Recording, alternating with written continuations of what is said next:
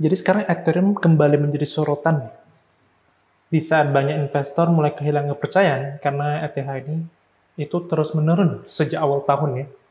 Dan juga nih ada sisi lain investor yang mereka itu melakukan buy the dip dan juga mengakumulasi Ethereum sebaik mungkin.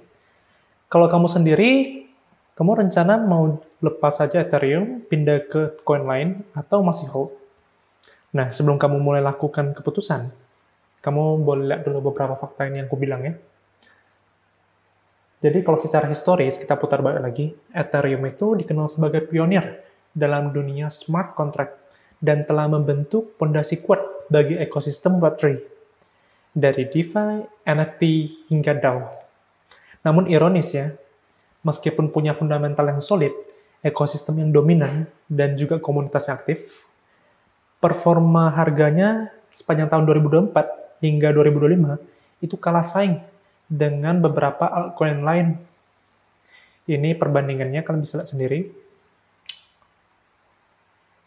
Jadi artinya apa? Ethereum yang dulunya selalu menjadi pilihan kedua setelah Bitcoin, apakah udah mulai tertinggal? Dan bahkan altcoin lain itu juga yang sebelumnya jauh di bawah, itu udah melampauinya dari segi return. Dan harga Ethereum ya, itu berada di sekitar 1.580 pada saat saya buat video ini. Ini penurunan signifikan dari all-time high sebelumnya itu 4.800 pada akhir tahun 2021. Dan penurunan ini, saya nanti akan jelaskan juga beberapa faktornya.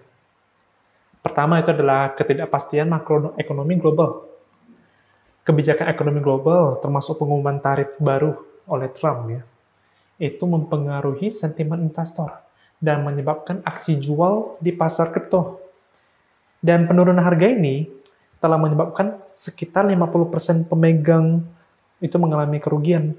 Jadi mendorong banyak investor itu untuk cut loss. Dan juga karena ada kinerja altcoin yang lain yang lebih baik. Jadi beberapa altcoin seperti Solana, XRP, dan Cardano itu menunjukkan kinerja returnnya lebih besar dibanding Ethereum. Otomatis orang juga akan shifting, rebalancing portofolionya menuju koin-koin tersebut.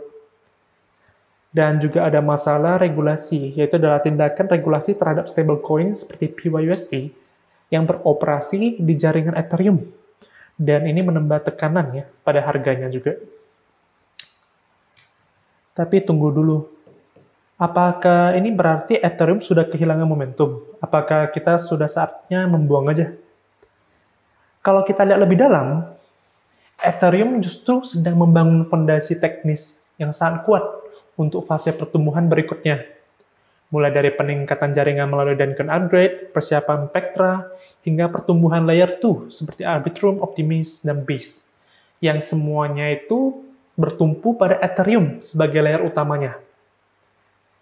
Dan kamu harus ingat juga, kalau kamu membeli sebuah aset, maupun itu saham ataupun sekarang kripto, kamu harus melakukan fundamental analysis.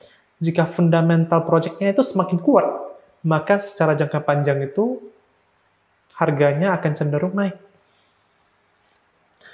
Dan kamu jangan lupa juga ETF spot Ethereum memang kan sudah ETF spot kan memang udah disetujui, tapi belum aktif diperdagangkan.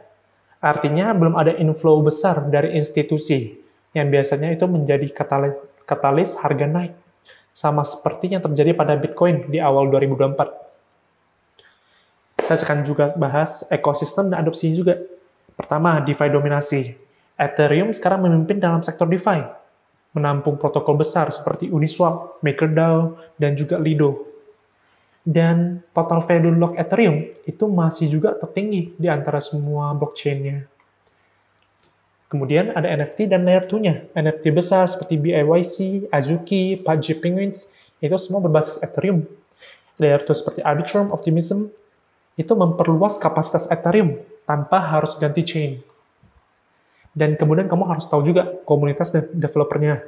Ethereum punya komunitas developer yang paling aktif di dunia kripto. Ratusan ribu developer dan builder yang ikut hackathon, membuat tools dan ikut serta dalam governance-nya juga. Kemudian ada institusional dan masalah regulasi. Ethereum spot ini kalau sudah disetujui dan mulai aktif, itu kan menandakan kepercayaan institusional meningkat. Dan banyak perusahaan besar, itu seperti Visa, JP Morgan, Microsoft, sedang uji coba juga produk berbasis Ethereum. Nah, kalau saya pribadi ya, saya tetap optimis dengan Ethereum. Kalau untuk Ethereum ini bisa memulih, itu harus ada beberapa faktor. Pertama itu adalah ETF Ethereum Spot benar-benar udah aktif ya, dan udah diperdagangkan. ETF kan sekarang cuma disetujui, belum diluncurkan secara aktif. Begitu mulai diperdagangkan, seperti ETF Bitcoin sebelumnya, bisa terjadi inflow besar yang sangat besar. Sehingga harganya akan otomatis juga naik, didorong juga. Kemudian adalah peningkatan jaringan yang berhasil dari factor upgrade. Upgrade besar ini dijadwalkan akhir 2025. Kalau sukses ya, efisiensi dan skalabilitas Ethereum itu akan meningkat. Otomatis akan menarik lebih banyak developer dan juga investor lagi. Dan sekarang saya juga akan jawab beberapa pertanyaan yang pernah ditanyain ke aku terhadap kripto ya. Ini ada yang tanya, siapa nih? Adi. Bagaimana Anda dapat membeli cryptocurrency? Kalau untuk cryptocurrency, kamu bisa belinya kalau di exchange lokal, ya Indodax, ataupun Pintu ya. Kalau kamu dananya itu besar, mungkin mau cari keamanan yang lebih bagus juga, bisa di exchange luar. Utamanya adalah Binance.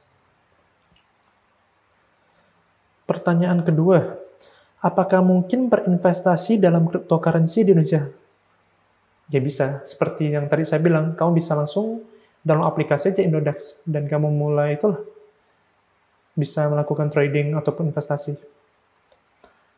Ketiga, apakah kita perlu khawatir dengan harga cryptocurrency yang tidak stabil, turun naik gitu?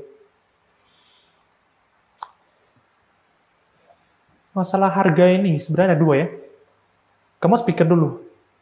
Kamu sekarang beli project tersebut atau koinnya, itu tujuannya untuk investing secara jangka panjang, atau memang untuk tradingnya?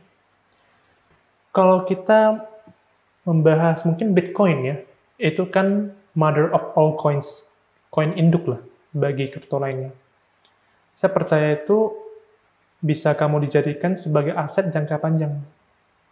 Jadi itu bisa kalau untuk masalah fluktuasi harga Bitcoin, ya, kamu nggak usah tidak terlalu takut. Kalau untuk altcoin lainnya ya, untuk mungkin seperti Ethereum ini, dan juga Solana, dan juga Dogecoin, Memecoin gitu, itu kamu harus tahu dulu kira-kira price action-nya.